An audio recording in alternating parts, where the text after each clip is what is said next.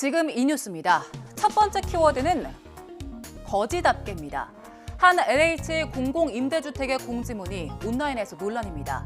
입주민들에게 담배꽁초를 제대로 처리해달라는 내용이었는데 왜 논란이 됐을까요?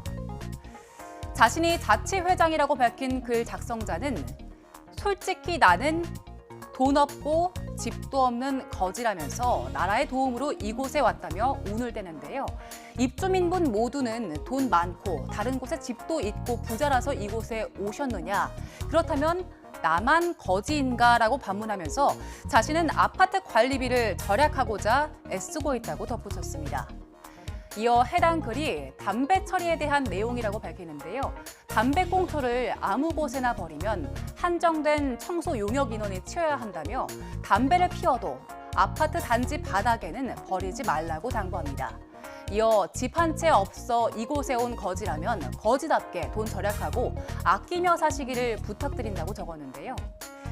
이 공지문을 본 누리꾼들은 왜 임대 아파트에 사는 분들 전체를 비하하느냐, 집이 없으면 거지냐면서 이런 저급한 사고관을 보는 아이들을 생각해보라고 지적했고요.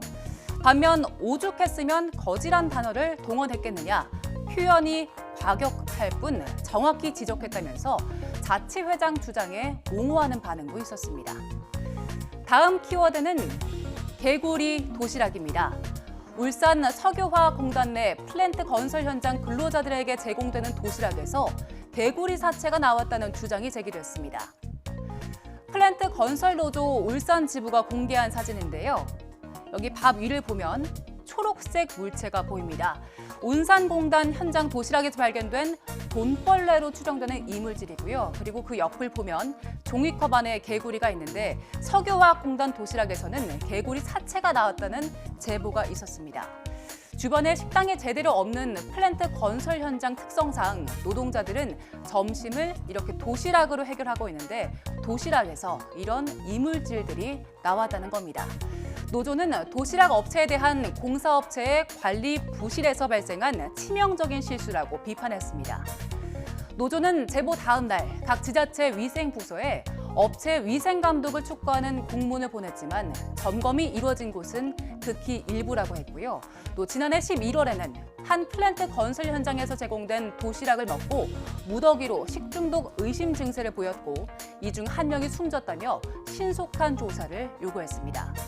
울산시는 전수조사는 현실적으로 어렵지만 현장 위생 점검을 통해 유사 사례를 방지하겠다고 밝혔습니다.